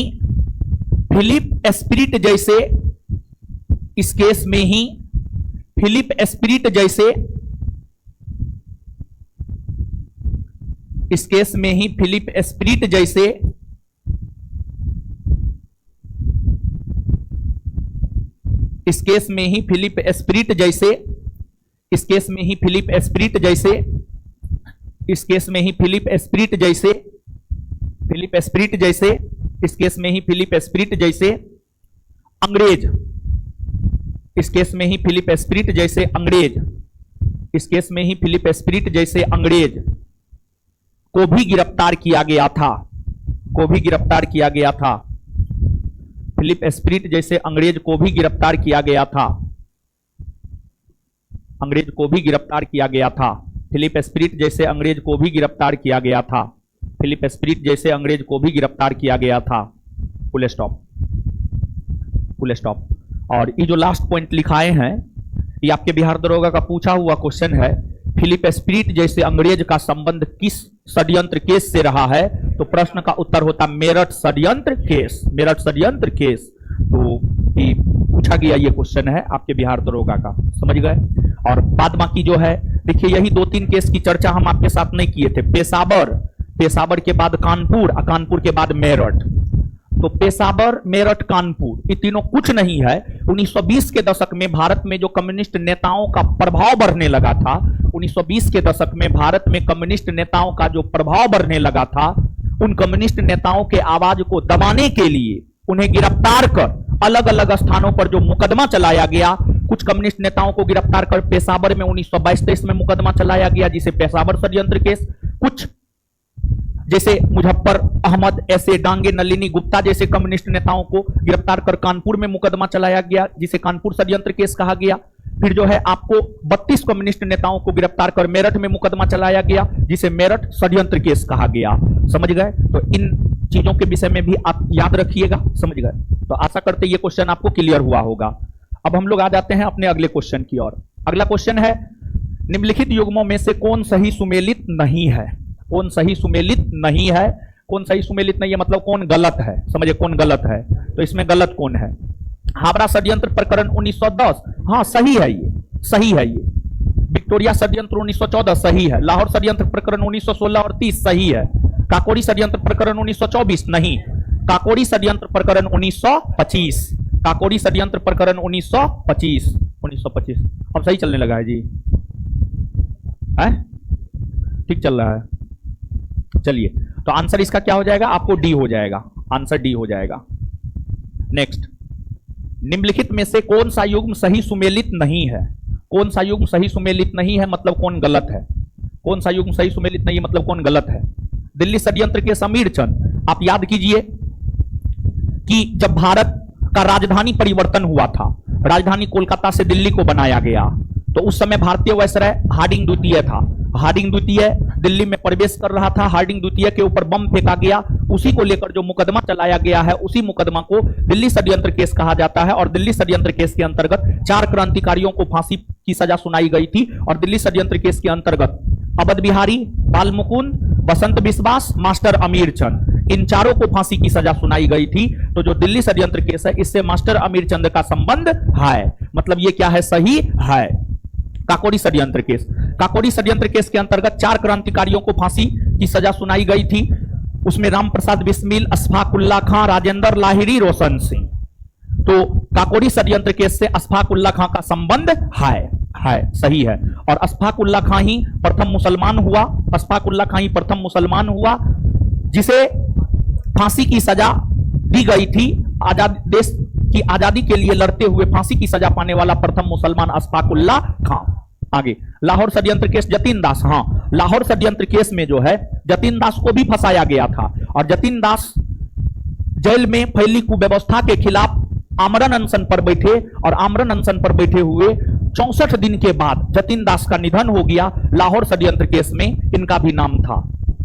नासिक षड्यंत्र केस रास बिहारी बोस नहीं, रास बिहारी बोस का संबंध नासिक षड्यंत्र केस से नहीं है, बल्कि जो रास बिहारी बोस है, रास बिहारी बोस का संबंध एक दिल्ली षड्यंत्र केस में आता है और एक लाहौर षड्यंत्र केस में आता है। 1915-16 का जो लाहौर षड्यंत्र केस था उसमें रास बिहारी बोस का नाम आता है। नासिक षड्यंत्र केस में रास बिहारी बोस का नाम नहीं आता है। नासिक षड्यंत्र केस में अनंत कान्हरे का नाम आता है। नासिक षड्यंत्र केस में बीडी सावरकर का नाम आता है। नासिक षड्यंत्र केस में रास बिहारी बोस का नाम नहीं आता है। तो यही गलत है, अर्थात 138 का आंसर क्या हो जाएगा? डी।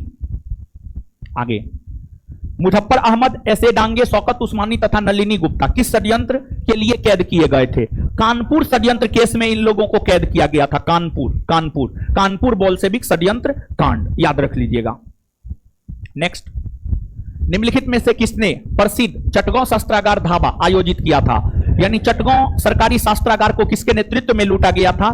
तो चटगांव सरकारी शस्त्रागार को सूर्यसेन के नेतृत्व में लूटा गया था। सूर्यसेन के नेतृत्व में लूटा गया था। स्वतंत्रता संग्राम के सबसे कम आयु के शहीद थे खुदीराम बोस। खुदीराम बोस, देखिए खुदीराम बोस को जब फांसी पर लटकाया गया था तो उस समय उनका उम्र 18 वर्ष समथिंग माह हुआ करता था, लगभग 19 वर्ष हुआ करता था, लगभग 19 वर्ष हुआ करता था। खुदीराम बोस का जन्म 1889 ईस्वी में हुआ था और इन्हें फांसी की सजा दी गई है 1908 में। 1908 में खुदीराम बोस का जन्म 1889 ईस्वी में हुआ है और इन्हें फांसी की सजा दी गई है 1908 में। तो जोड़िएगा घटाइएगा तो लगभग इन्हें 18 वर्ष समथिंग माह, 18 वर्ष समथिंग माह या फिर लगभग इन्हें 19 वर्ष की आयु में जो है फांसी पर लटकाया गया है। फांसी पर लटकाया गया है, आंसर खुदीराम बोस हो जाएगा। नेक्स्ट, सूची 1 को सूची 2 से सुमेलित कीजिए और नीचे दिए गए कुछ से सही उत्तर चुनिए। अभिनव भारत समाज, अभिनव भारत समाज की स्थापना की है बी.डी. सावरकर ने।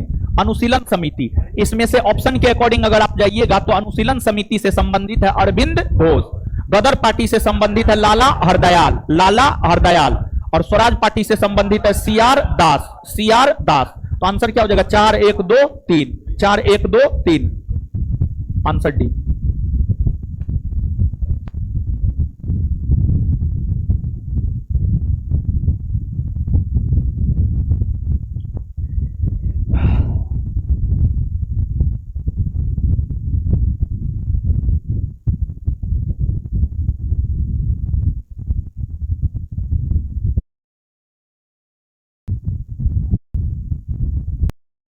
है सूची 1 को सूची 2 से सुमेलित कीजिए और नीचे दिए कुछ से सही उत्तर चुनिए। Abhinav Bharat B D. Savarkar, Mitra Mela B D. Savarkar, Indian Republican Army S N. Sen, Hindustan Republican Association S N. Sanyal, Sachin Sanyal. 2 1 4 3, 2 1 4 3, answer D. Next, अगला है सूची 1 को सूची 2 से मिलाइए। चटगांव शस्त्रागार हमला, सूर्य सेन, सूर्य सेन। काकोरी षड्यंत्र केस, रामप्रसाद बिस्मिल। लाहौर षड्यंत्र केस, जतीन दास। गदर पार्टी, लाला हरदयाल। तो 3 4 2 1, 3 4 2 1, आंसर क्या हो जाएगा? सी। नेक्स्ट, जतीन दास किस आरोप में बंदी बनाए गए थे? लाहौर षड्यंत्र, लाहौर षड्यंत्र केस में। आगे, जेल में भूख हड़ताल के कारण जिस स्वतंत्रता संग्राम सेनानी की मृत्यु हुई थी वह था जतीन दास। कौन था? जतीन दास, जतीन दास था, जतीन दास। नेक्स्ट, सूची 1 को सूची 2 से सुमेलित कीजिए और नीचे दिए गए कुछ से सही उत्तर चुनिए। जतीन दास, भूख हड़ताल के कारण इनका मृत्यु हुआ। चंद्रशेखर आजाद, मुठभेड़ के दौरान इनकी मृत्यु हुई। भगत सिंह, फांसी की सजा। कल्पना दत्त, आजीवन कारावास। 2 3 4 1, आंसर क्या हो जाएगा? बी। आगे, सूची 1 को सूची 2 से सुमेलित कीजिए और नीचे दिए गए कुछ से सही उत्तर चुनिए। Chittagong armoury raid, Chittagong armoury raid, Abhinav Bharat, Anushilan Samiti, कूका आंदोलन। देखिए, कूका आंदोलन का संबंध है गुरु राम सिंह। अनुशीलन समिति से इसमें संबंधित है अरविंद घोष। अभिनव भारत से संबंधित है विक्रम दामोदर सावरकर और चटगांव आर्मरी रेड से संबंधित है कल्पना दत्त, कल्पना दत्त। तो 1 3 4 2, 1 3 4 2, 1 3 4 2, यानी आंसर क्या हो जाएगा? ए, ए हो जाएगा। नेक्स्ट, काकोरी केस के अभियुक्तों के बचाव हेतु किसकी अध्यक्षता में एक समिति का गठन हुआ था? गोविंद बल्लभ पंत, गोविंद बल्लभ पंत की अध्यक्षता में, गोविंद बल्लभ पंत। आगे, सूची 1 को सूची 2 से सुमेलित कीजिए और नीचे दिए कुछ से सही उत्तर चुनिए। रिवॉल्ट ग्रुप, इसका गठन किया था सूर्य सेन ने। हिंदुस्तान रिपब्लिकन एसोसिएशन, इसका गठन किया था रामप्रसाद बिस्मिल, उससे संबंधित थे। Hindustan Socialist Republican Association, Chandrashekhar आजाद।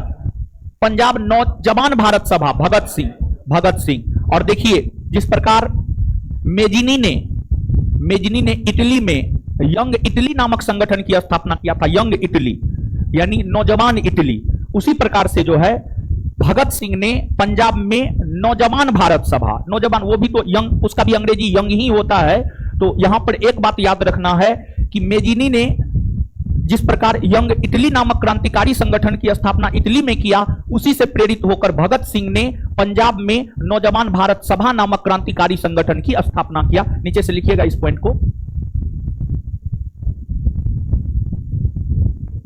मेजिनी के यंग इटली संगठन से प्रेरित होकर मेजिनी के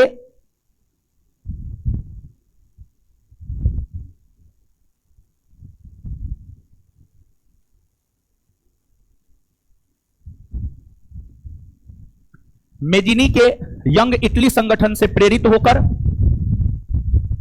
मेजिनी के यंग इटली संगठन से प्रेरित होकर मेजिनी के यंग इटली संगठन से प्रेरित होकर ही भगत सिंह ने भगत सिंह ने भगत सिंह ने भगत सिंह ने पंजाब में नौजवान भारत सभा की स्थापना किया।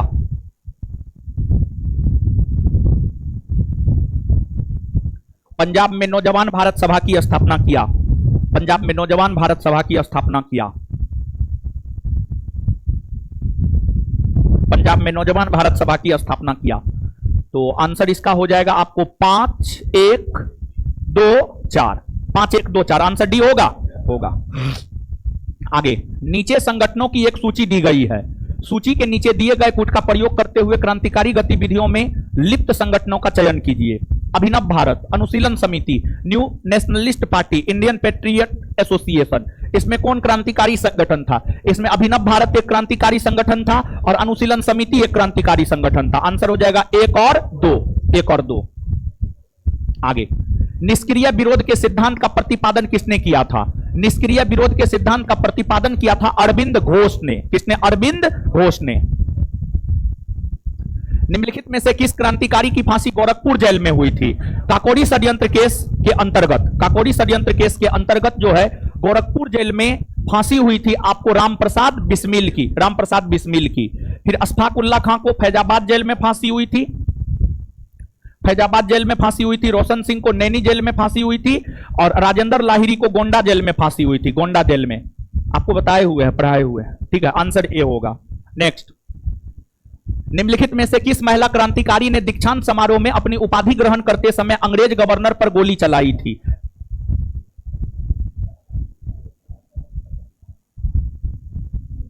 तो कल्पना दत्त, बीना दास दोनों हो सकता है। बीना दत्त, बीना दास, कल्पना दत्त दोनों हो सकता है। आंसर क्या दिया है जी? सी दिया है, बीना दास। बीना दास, ठीक है, बीना दास। नेक्स्ट, किसने कहा था आलोचना और स्वतंत्र चिंतन एक क्रांतिकारी की 2 विशेषता है? भगत सिंह। यह स्टेटमेंट भगत सिंह का था, भगत सिंह। विश्व युद्धों के बीच वर्षों में, विश्व युद्धों के बीच के वर्षों में देखिए, प्रथम विश्व युद्ध हुआ है 1914 से 18 और द्वितीय विश्व युद्ध हुआ है 1939 से 45। तो ये 1919 से लेकर के 1938 का जो कालखंड है, इस बीच के संदर्भ में प्रश्न है। विश्व युद्धों के बीच के वर्षों में भारत में सक्रिय क्रांतिकारी आंदोलन के संबंध में निम्नलिखित में कौन सा कथन सत्य है? चंद्रशेखर आजाद ने अनुशीलन समिति की स्थापना की? नहीं, चंद्रशेखर आजाद का संबंध अनुशीलन समिति से था ही नहीं, गलत है ये। भगत सिंह नौजवान भारत सभा के संस्थापक थे? हाँ थे। प्रफुल्ल चाकी ने हिंदुस्तान रिपब्लिकन एसोसिएशन की स्थापना की? नहीं, हिंदुस्तान रिपब्लिकन एसोसिएशन की स्थापना 1924 में हुई। अब प्रफुल्ल चाकी आत्महत्या कर लिया था 1908 में, तो इससे संबंधित न है। सूर्य सेन ने हिंदुस्तान सोशलिस्ट रिपब्लिकन एसोसिएशन गठित की? नहीं, इसका गठन चंद्रशेखर आजाद और भगत सिंह ने किया था। सचिन सान्याल युगांतर के संस्थापक थे? नहीं, युगांतर के संस्थापक थे बारिंद्र कुमार घोष और भूपेंद्र नाथ दत्त। तो सही है बी। 156 का आंसर क्या हो जाएगा आपको? बी, बी हो जाएगा। नेक्स्ट, निम्न में से कौन मास्टर दा के नाम से प्रसिद्ध है? सूर्य सेन। कौन? सूर्य सेन। सूर्य सेन। सूर्य सेन को फांसी पर कब लटकाया गया था? 12 जनवरी 1934। निम्नलिखित में से किसने 1916 में ओरेविले आश्रम की स्थापना की? अरविंद घोष। अरविंद घोष ने पुडुचेरी में 1916 में ओरेविले आश्रम की स्थापना की। नेक्स्ट, खुदीराम बोस को जिस समय फांसी दी गई थी उस समय उसकी उम्र क्या थी?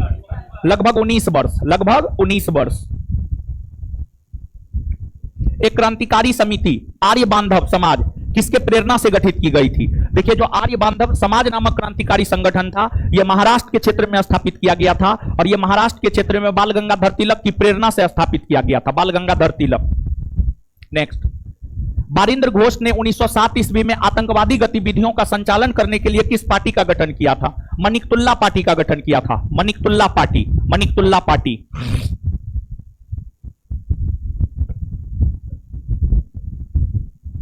आगे, कौन सुमेलित नहीं है? कौन सुमेलित नहीं है मतलब कौन गलत है? कौन सुमेलित नहीं मतलब कौन गलत है? युगांतर भूपेंद्र नाथ दत्त सही है। वर्तमान रणनीति वारिंद्र घोष सही है। कर्मयोगी अविनाश चंद्र भट्टाचार्य नहीं। संध्या ब्रह्म बांधव उपाध्याय सही है। आंसर हो जाएगा सी। नीचे से लिखिएगा, कर्मयोगिन पत्रिका, कर्मयोगिन पत्रिका, कर्मयोगिन पत्रिका पंडित सुंदरलाल के द्वारा, पंडित सुंदरलाल के द्वारा पंडित सुंदरलाल के द्वारा निकाला गया था। पंडित सुंदरलाल के द्वारा निकाला गया था।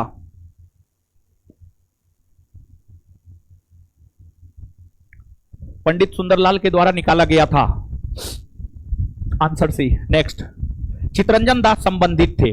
अनुशीलन समिति, आत्मोन्नति समिति, भारत माता समिति, मित्र मेला। चितरंजन दास का संबंध था अनुशीलन समिति से। अनुशीलन समिति। निम्नलिखित में से किसने 1942 ईस्वी में इंडियन इंडिपेंडेंट लीग का गठन किया था? इंडियन इंडिपेंडेंट लीग का गठन किया था रासबिहारी बोस। रासबिहारी बोस। हरदयाल, बाबा हरिनाम सिंह, टूडी लाट, बाबा सोहन सिंह भाकना और गुरुदत्त सिंह होगा। गुरुदत्त सिंह जुड़े हुए थे। ये सब जुड़ा हुआ था आपको गदर आंदोलन से। गदर आंदोलन से। श्यामजी कृष्ण वर्मा ने लंदन में भारत के लिए स्वशासन की प्राप्ति के उद्देश्य से इंडिया होम रूल सोसाइटी की स्थापना ब्रिटेन के किस समाजवादी नेता के सुझाव पर किया था? हिडमैन के सुझाव पर किया था। किसके सुझाव पर? हिडमैन। हिडमैन के सुझाव पर। निम्नलिखित में से किसने 1907 ईस्वी में कैलिफोर्निया में भारतीय स्वतंत्रता लीग का गठन किया था? द्वारकानाथ दास ने किया था। द्वारकानाथ दास ने। नेक्स्ट, जीडी कुमार ने स्वदेश सेवक गृह की स्थापना कहां की थी? कनाडा में की थी। कनाडा में। कनाडा में की थी। कनाडा में। नेक्स्ट, 1914 ईस्वी में किसने बर्लिन में भारतीय राष्ट्रीय दल की स्थापना की थी? चंपाकरण पिल्ले ने। चंपाकरण पिल्ले ने। सिंगापुर क्रांति के नाम से जाना जाता है तोसामारू कांड। तोसामारू कांड।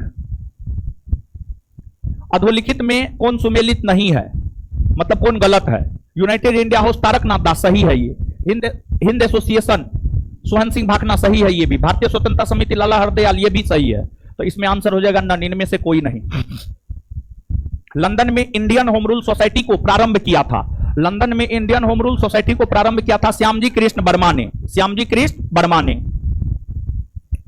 इंडियन होम रूल सोसाइटी स्थापित हुई थी 1905 में। 1905 में लंदन में इंडिया हाउस की स्थापना की थी श्यामजी कृष्ण वर्मा ने। वह कौन था जिसने गदर पार्टी को स्थापित किया था? लाला हरदयाल। लाला हरदयाल। लाला हरदयाल। नेक्स्ट, निम्नलिखित में से कौन गदर पार्टी का पहला सभापति था? मतलब गदर पार्टी का प्रथम अध्यक्ष था। गदर पार्टी का प्रथम अध्यक्ष था सोहन सिंह भाकना। सोहन सिंह भाकना। प्रथम कोषाध्यक्ष काशीराम और प्रथम महासचिव लाला हरदयाल। गदर पार्टी की स्थापना हुई थी वर्ष 1913। वर्ष 1913, 1 नवंबर 1913। प्रथम विश्व युद्ध के दौरान सक्रिय होने वाले गदर क्रांतिकारियों का आधार स्थल था अमेरिका का सैन फ्रांसिस्को। वर्ष 1913। काशीराम और प्रथम महासचिव लाला हरदयाल। गदर पार्टी की स्थापना भाकना, प्रथम कोषाध्यक्ष काशीराम और प्रथम महासचिव लाला हरदयाल। गदर पार्टी की स्थापना हुई थी वर्ष 1913। वर्ष 1913, 1 नवंबर 1913। प्रथम विश्व युद्ध के दौरान सक्रिय होने वाले गदर क्रांतिकारियों का आधार स्थल था अमेरिका का सैन फ्रांसिस्को। और अमेरिका का सैन फ्रांसिस्को पश्चिमी अमेरिका में आता। आंसर हो जाएगा पश्चिमी अमेरिका। गदर पार्टी की स्थापना हुई थी संयुक्त राज्य अमेरिका में। संयुक्त राज्य अमेरिका में। गदर क्या था? गदर क्या था? भारतीयों का एक क्रांतिकारी संघ जिसका प्रधान कार्यालय सैन फ्रांसिस्को में था। हां, आंसर ए। नेक्स्ट, तो गदर पार्टी का मुख्यालय था अमेरिका के सैन फ्रांसिस्को में। गदर क्रांति छिड़ने का सबसे महत्वपूर्ण कारण क्या था? प्रथम महायुद्ध का शुरू होना। निम्नांकित में से वह कौन व्यक्ति था जिसने विदेश में गणतंत्रात्मक सरकार की स्थापना की? विदेश में गणतंत्रात्मक सरकार की स्थापना महेंद्र प्रताप ने किया था। अफगानिस्तान में किया था, जिसके प्रथम राष्ट्रपति महेंद्र प्रताप बने थे और प्रधानमंत्री बरकतुल्लाह को बनाया था। प्रथम महायुद्ध के दौरान कहां पर भारत की एक अंतरिम सरकार बनी थी जिसके प्रेसिडेंट राजा महेंद्र प्रताप थे? अफगानिस्तान में। अफगानिस्तान में। कौन भारतीय क्रांति की मां कहलाती है? मैडम भिखाजी रुस्तम कामा। मैडम भिखाजी कामा से संबंधित निम्नलिखित कथनों पर विचार कीजिए। मैडम कामा ने वर्ष 1907 में पेरिस में आयोजित अंतर्राष्ट्रीय सोशलिस्ट सम्मेलन में राष्ट्रीय ध्वज फहराया। नहीं, गलत है ये। पेरिस में नहीं बल्कि जर्मनी के स्टुटगार्ट में। पेरिस में नहीं बल्कि जर्मनी के स्टुटगार्ट में। जर्मनी के स्टुटगार्ट में। मैडम कामा दादा भाई नेरोजी की निजी सचिव रही है। हाँ, रही है, सही है ये। मैडम कामा के माता पिता पारसी थे। हाँ, सही है। आंसर हो जाएगा केवल 2 और 3। नेक्स्ट, निम्नलिखित में से किस महिला ने भारतीय तिरंगा सबसे पहले फहराया था? भिखाजी रुस्तम कामा। मैडम कामा ने 1907 में प्रथम तिरंगा ध्वज कहां फहराया था? जर्मनी के स्टुटगार्ट। निम्नलिखित में से किस युग्म को इंग्लैंड में अंग्रेज अधिकारियों की हत्या में फांसी दी गई थी? मदनलाल धिंगरा तथा उधम सिंह। मदनलाल धिंगरा तथा उधम सिंह। मदनलाल धिंगरा ने विलियम कर्जन वैली की गोली मारकर हत्या कर दी और उधम सिंह ने जनरल डायर की गोली मारकर हत्या कर दी। तो मदनलाल धिंगरा को विलियम कर्जन वैली की हत्या को लेकर और उधम सिंह को जो है डायर की हत्या को लेकर इंग्लैंड में फांसी की सजा सुनाई गई। मैडम भिखाजी कामा, एम बरकतुल्ला, वीवीएस अय्यर और एमएन रॉय में क्या बात समान थी? सभी अंतरराष्ट्रीय साम्यवादी आंदोलन के अग्रणी सदस्य थे। क्रांतिकारियों के एक दल ने काबुल में स्वतंत्र भारत की जो अस्थायी सरकार बनाई थी उसमें बरकतुल्ला प्रधानमंत्री और से सभी मंत्री थे। वे सभी प्रमुख क्रांतिकारी थे और स्वतंत्रता आंदोलन की अवधि में भारत से बाहर विविध देशों में काम कर रहे थे। यही सही है, आंसर सी। नेक्स्ट, कामागाटा मारू क्या है? कामागाटा मारू जो है कनाडा की यात्रा पर निकला एक जलपोत था। कनाडा की यात्रा पर निकला एक जलपोत था। आगे, निम्नलिखित में से कौन कामागाटा मारू घटना से संबंधित है? गुरुदत्त सिंह। गुरुदत्त सिंह, बाबा गुरुदत्त सिंह, गुरुदीप सिंह लिख दिया है, गुरुदत्त सिंह कर लीजिए इसको। Gurudutt Singh, Gurudutt Singh, answer B. Next, Komagata Maru प्रसिद्ध है एक जलपोत के नाते। गदर पार्टी की मुख्य पत्रिका गदर का पहला अंक 1 नवंबर 1913 को किस भाषा में प्रकाशित हुआ था? उर्दू भाषा में। उर्दू भाषा में। प्रथम विश्व युद्ध के दौरान काबुल में महेंद्र प्रताप के नेतृत्व में दिसंबर 1915 में एक अस्थायी सरकार का गठन किया गया। इसके प्रथम प्रधानमंत्री कौन थे? बरकतुल्ला। बरकतुल्ला। खत्म हो गया। अगला नहीं लगाया है जी, लगाओ। चलिए आगे जो है गांधी युग है, गांधी युग भी करवा देते हैं। जब इतना क्वेश्चन करवाए हैं तो पूरा करवाइए देते हैं क्या जी, छोड़ेंगे का है?